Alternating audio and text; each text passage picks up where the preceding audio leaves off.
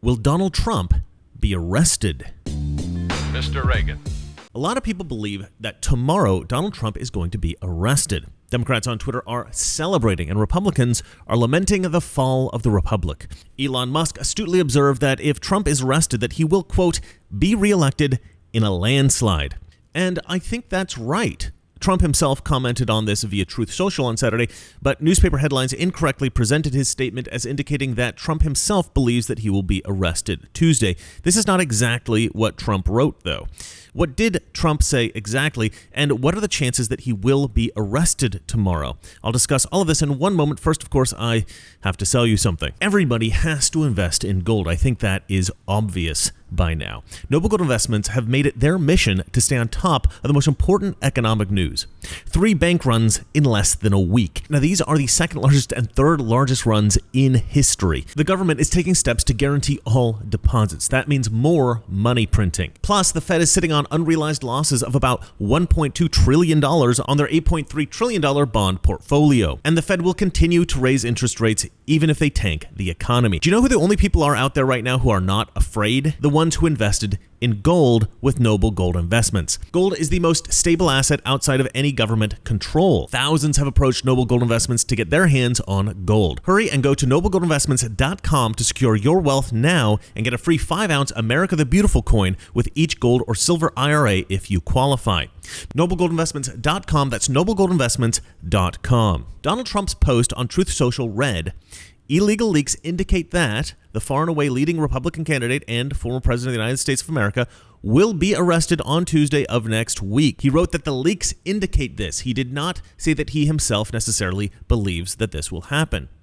However, I have discussed this with a few of my friends who kind of know what's up, and everybody is taking this very seriously. Everybody seems to believe that it is possible that Trump will be arrested tomorrow. The consensus that I picked up was that there's something like a 50-50 chance. But this is an incredibly profound possibility because no one actually thinks that this arrest would be legitimate. So just think about that for 1 minute. We're not talking about the legitimate arrest of an American citizen. We're talking about the corrupt, illegitimate, politically motivated arrest of a former president and the front-runner Republican candidate in the next presidential election. You have an elected DA, an elected Democrat in New York City prosecuting not just a former president, but an active candidate for the presidency in the next election. This is unprecedented, has never happened before. Trump blasting it also, saying it's political, that this is a witch hunt. And we have had lots of statements from members of Congress coming in the last few minutes as well, also saying that this will backfire, that this is a sham proceeding. It reduces to the absurd all of the talk of the charging of Donald Trump. It makes it all absolutely evident for what it is. A completely political witch hunt. It takes no character or courage to be fair to your friends. The question is, can you be fair to your opponents? The demise of our country will be in direct proportion to how politicized our justice system remains. And if you don't have a justice system, you don't have a country. It's an example of the conversation between the head of the KGB and Stalin, where the KGB guy said to Stalin, show me the man and I'll find you the crime. This is selective, targeted prosecution. A very, very bad day for America. We are talking about the persecution, the arrest, and the potential imprisonment of the political opponent of the current ruling political party. This is the purest kind of political corruption, the stuff you hear about in Venezuela, in the USSR, in China. This is not what we're supposed to see in America. Now, in the minds of many, the only answer for truly corrupt government is a coup, perhaps military, perhaps a revolution of some kind. And it occurs to me that this is exactly what those pushing for the arrest of Donald Trump might want. I'm thinking this because of what happened on January 6th. January 6th was far less violent than the media pretends it was. It was far less violent than the average Antifa or BLM riot.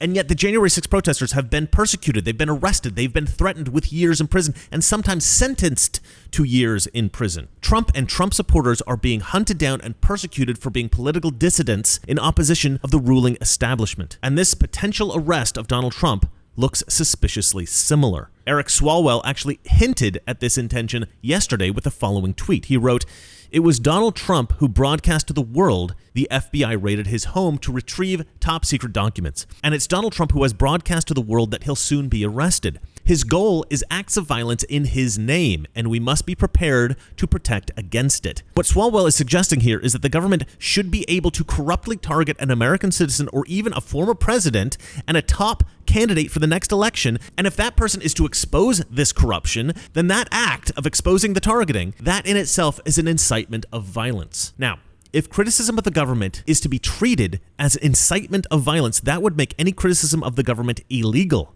What Swalwell is calling for here is an authoritarian police state. The Twitter user BLM Marxist responded to Swalwell by saying, in the original post, Eric is criticizing Trump specifically for publicly disclosing the fact that he's under investigation. Eric wants to live in a country where the government investigates people in secrecy and there are additional penalties for even discussing it.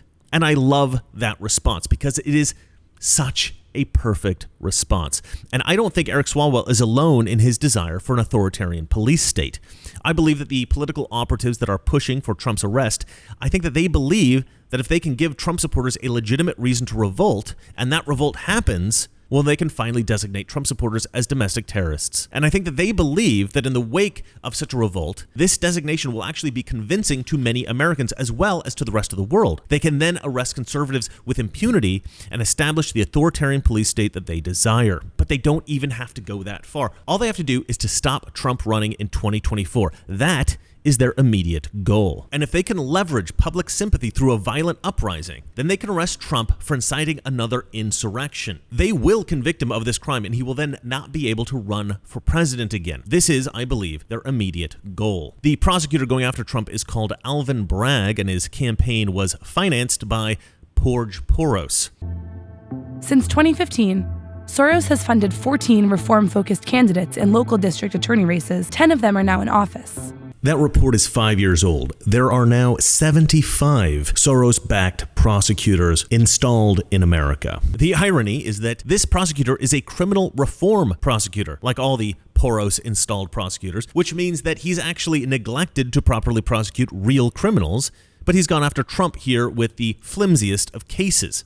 And he's completely distorted the law in order to justify persecuting Donald Trump. Alvin Bragg says it is time to make that move to keep his campaign promise of criminal justice reform. He says he'll stop seeking prison sentences for some criminal charges and will downgrade some felony charges in cases including armed robberies and drug dealing. If this prosecutor had a reputation for being really tough on everything, and some prosecutors do, really tough on everything, then I'd say, you're probably going to lose, but I understand it.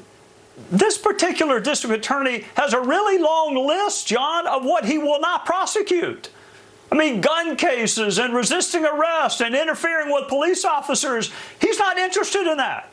But paying someone for their silence is the highest and best use of his office. But as he has been installed by George Soros, you know that this guy is just a puppet being told what to do here. I try to consider what the inevitable consequence would be of such an action, and I try to speculate about why somebody might want such consequences. And now a lot of people think that this may just be a way of getting a mugshot of Donald Trump, news footage of Trump being arrested, handcuffed, stuff like that. More propaganda to reinforce the message to Democrat voters that Donald Trump is corrupt and evil and a criminal and all that stuff. But I think it's far more sinister, because I suspect that Soros and the other leftists believe that there are some Trump supporters out there who will not tolerate Trump's arrest and will do something drastic in retaliation, and perhaps even stage a coup, a real insurrection. And you know what? Maybe there are, but I don't think so.